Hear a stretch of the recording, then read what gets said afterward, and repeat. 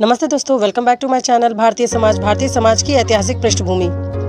भारतीय समाज और संस्कृति की अति प्राचीन है। भारत के विभिन्न भागों में की गई खुदाई और उनसे प्राप्त अवशेषों से स्पष्ट है कि इसका प्रादुर्भाव पाषाण काल में ही हो गया था, जबकि मानव ने लेखन कार्य प्रारंभ भी नहीं किया था। प्रागैतिहासिक काल से लेकर अब तक के भारतीय समाज के इतिहास को समझने के लिए सुविधा की दृष्टि से इसे विभिन्न युगों में बांटा गया है। पहला है प्रागैतिहासिक काल।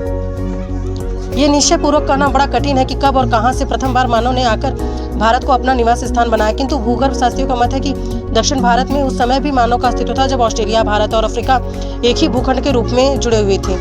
समय समय पर यहाँ पर विभिन्न स्थानों से अनेक प्रजातियों के लोग आते रहे और उनका यहाँ इतना मिश्रण हुआ कि आज यह कहना बड़ा कठिन है कि भारत के मूल निवासी कौन थे और भारतीय संस्कृति को जन्म किसने दिया। किंतु जो कुछ अवशेष प्राप्त हुए उनके आधार पर यह कहा जा सकता है कि भारतीय समाज और संस्कृति प्रागैतिहासिक काल से जन्म ले चुके थे और उनका एक व्यवस्थित रूप उस समय भी विद्यमान था। सिंधु के लड़काना तथा पंजाब के हड़प्पा तथा मोहनजोदड़ो नामक स्थान पर किए गए उत्खनन कार्य से ज्ञात होता है कि प्रागैतिहासिक काल में यहाँ एक समुन्नत सभ्यता जन्म ले चुकी थी, जिसे हम सिंधु घाटी की सभ्यता के नाम से जानते हैं। इस सभ्यता का निर्माण ईसा से लगभग 3000 वर्ष पूर्व द्रविड़ों द्वारा किया गया था। यह सभ्यता केवल सिंधु घाटी तक ही सीमित नहीं थी, वरन इसका प्रसार पंजाब, सिंधु, बलूचिस्तान, काठियावाड़, गुजरात और उत्तरी राजस्थान तक था।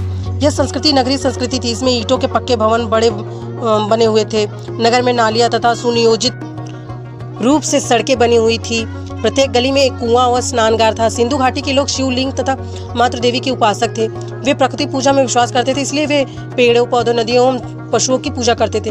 वे सूती, रेशमी तथा ऊनी वस्त्र बुना करते थे। विभिन्न प्रकार की मिट्टी और धातु की मूर्तियों और उनकी भावभंगियों से ज्ञात होता है कि उनमें कला के प्रति लगाव था तथा वे संगीत एवं नृत्य में रुचि रखते थे। स्त्रियां विभिन्न प्रकार की धातुओं के आभूषण धारण करती थी तथा श्रृंगारी प्रसाधनों का उपयोग करती थी। खुदाई में 550 मोहरें प्राप्त हुई, जिन पर पशुओं के चिन्ह अंकित थे। ये लोग निकटवर्ती देशों से व्यापारिक एवं वाणिज्य संबंधों से जुड़े हुए थे। लोहा, सोना, चांदी, मिट्टी, वस्त्र, लकड़ी आदि के अनेक उद्योग भी इस समय प्रचलित थे। यहाँ के लोग गेहूं, मांस एवं मछली, दूध, घी आदि का प्रयोग करते थे।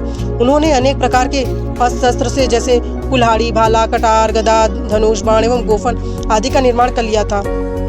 सिंधु सभ्यता के लोग कार्य एवं भाषा लेखन कार्य एवं भाषा का भी विकास हो चुका था इस सभ्यता में। ऐसा माना जाता है कि द्रविड़ लोग, जिन्होंने सिंधु सभ्यता का निर्माण किया, ऑस्ट्रेलिया और भूमध्य सागरीय प्रजाति के थे।